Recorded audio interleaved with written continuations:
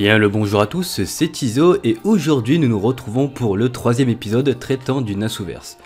Nous allons parler des différentes factions composant l'anime Tsukihime et ses événements le précédent. Mais avant je dois vous faire une remarque. Dans les commentaires des précédentes vidéos, on m'a dit que Tsukihime et Fate étaient reliés que par le même univers. Le Nasuverse, mais pas le même monde. Pourtant, certains signes prouvent le contraire. Dans le flashback de Kiritsugu de Fate Zero, nous voyons bien des apôtres de la mort faire leur apparition.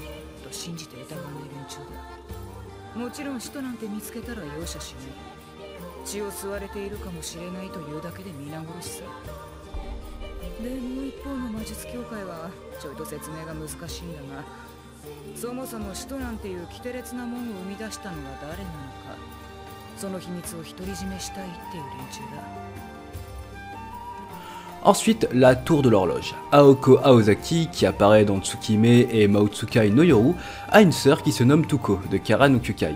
Cette dernière révélera qu'elle a étudié à la tour de l'horloge, que l'on apprend l'existence dans l'univers de Fate, et avec plus de précision dans Unlimited Bloodworks. Donc à part s'il y a une tour de l'horloge par l'univers, je pense qu'une seule tour de l'horloge serait plus crédible. Après, libre à vous de mener l'enquête. Et avant de commencer cette vidéo, il est conseillé au moins d'avoir vu l'épisode précédent, celui qui traite de Gaïa et Alaya. Sur ce, bonne vidéo les amis. Qui sont les originels? Les originels sont des esprits de la nature proches des élémentaires, d'une telle puissance que même les humains normaux ne peuvent les voir et qui sont capables d'utiliser un marble fantasme. Qu'est-ce qu'un marble fantasme? Un marble fantasme consiste à matérialiser le monde inférieur de l'utilisateur, puis à le projeter dans la réalité.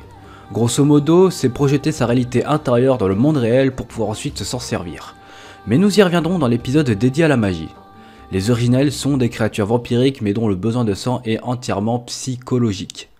Dans le passé, plus de 4000 ans avant notre ère, Gaïa souffrait tellement de l'influence des humains sur la planète que, incapable de se défendre par elle-même, elle a réclamé l'aide des autres corps célestes, considérant que seule une autre planète pouvait répondre à sa demande. Crimson Mood lui a alors proposé un pacte consistant à accepter que la Terre crée un mécanisme de défense dont il serait le modèle en échange de la possibilité de rester vivre sur cette planète.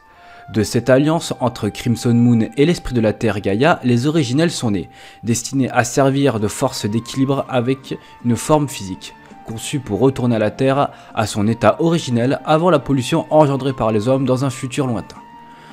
Malgré leur raison d'être, les destinant à réguler le pourcentage d'humains, Alaya ne les voit pas comme une menace, principalement due au fait qu'ils sont des extensions de la planète, des médiateurs de la nature, avant d'être les ennemis de l'humanité. De plus, contrairement aux esprits divins, ce sont des êtres surnaturels nés directement de la planète et non de l'interférence des hommes. Ils sont par conséquent voués à disparaître naturellement des yeux du monde et à décroître en population, car ils ne sont souhaités que par Gaïa et non Alaya. Dans les faits, ils n'étaient plus que 100 lors de la création d'Arcued au XIIe siècle, et il ne reste à l'heure actuellement plus que Arcued, l'héroïne de Tsukihime, et Altrouge, sa sœur. En temps normal, la création d'un originel arrive lorsque Gaïa ressent la nécessité d'avoir un protecteur, mais il existe deux cas de naissance artificielle et qui ont donc un tout autre but. La première est Arcued, souhaitée par entre autres les originels, car il désirait obtenir quelqu'un de suffisamment puissant et parfait pour chasser les seigneurs démons, leurs frères déchus et les apôtres de la mort qui sont leurs enfants renégats. L'autre est Altrouge et elle est un cas encore à part, étant le seul cas de naissance réussi entre un apôtre de la mort et un originel. Mais étant à moitié apôtre, elle est incapable d'utiliser son marble fantasme, donc en gros elle est un peu handicapée quoi. Bien qu'il soit né de Gaïa comme les autres esprits naturels, il n'en reste pas moins essentiellement des copies de Crimson Moon avec un corps et un mode de pensée humain. Car cela a été jugé plus pratique de ressembler aux créateurs qu'ils sont censés dominer et réguler. Cependant, étant une copie de Crimson Moon, ils ont les mêmes défauts que l'original, c'est-à-dire une absence d'envie de protéger la nature, alors que cela aurait dû être leur fonction principale, ainsi que permanente, soif de sang. Cette impulsion vampirique est purement psychologique et par conséquent, comme elle n'émane d'aucune cause physique, il est absolument impossible de la soigner. C'est la raison pour laquelle les originels ont besoin de dormir pendant l'intégralité de leur enfance, ne se réveillant que lorsqu'ils sont assez matures pour se contrôler. À partir de leur réveil, ils consomment une grande partie de leurs énergies pour brider cette soif de sang, et sont donc dans l'impossibilité d'utiliser leur potentiel maximal, alors même qu'ils ont normalement la capacité pour le contrôler la nature selon leur volonté. Cependant, puisqu'il n'y a pas de fin à leur pulsion vampirique, leur soif de sang augmente progressivement au fur et à mesure de leur vie, et ils arrivent à un point où ils deviennent incapables de la contenir.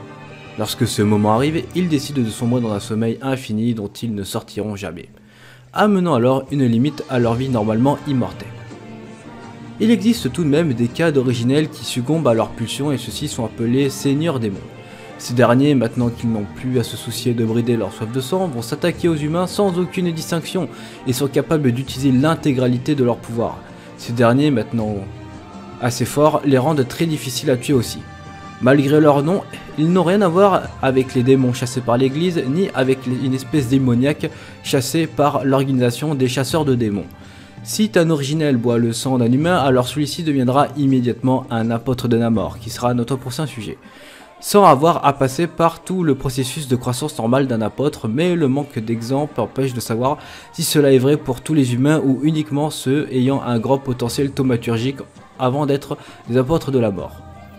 Avant sa mort, Brunstad de Crimson Moon avait pris des précautions pour permettre son retour. Pour ce faire, il a implanté dans chaque original une Reality Marble, et lorsque l'un d'entre eux a atteint un niveau suffisant, il peut alors prendre possession de son corps. Cependant, à cause de ce combat inhérent aux originels, qui est leur soif de sang, ils ont besoin de créer des successeurs qui soient bien plus parfaits que leurs prédécesseurs, et assez puissants au passage. Et cela aboutit à la naissance de Arcued et Altrouge. Parmi les originels, ceux capables d'invoquer le château millénaire Brunstad grâce à leur marble fantasme recevaient le titre de Brunstad et étaient regardés comme des rois. C'est la raison pour laquelle Arcued est nommée Arcued Brunstad et qu'elle est souvent appelée sous le titre de princesse des originels. Il y a aussi le cas de Altrouge qui, bien qu'elle ne possède pas les pouvoirs de base d'un originel et donc incapable d'utiliser un marble fantasme pour invoquer le château millénaire ou se déplacer en recréant son corps comme Arcued, elle est capable d'invoquer Crimson Moon. C'est la raison pour laquelle elle a reçu le titre de Brunstad et est regardée comme un des deux successeurs de Crimson Moon. Mais elle est souvent jugée comme bien trop instable et au final, seul Arcued est considéré comme sa véritable copie.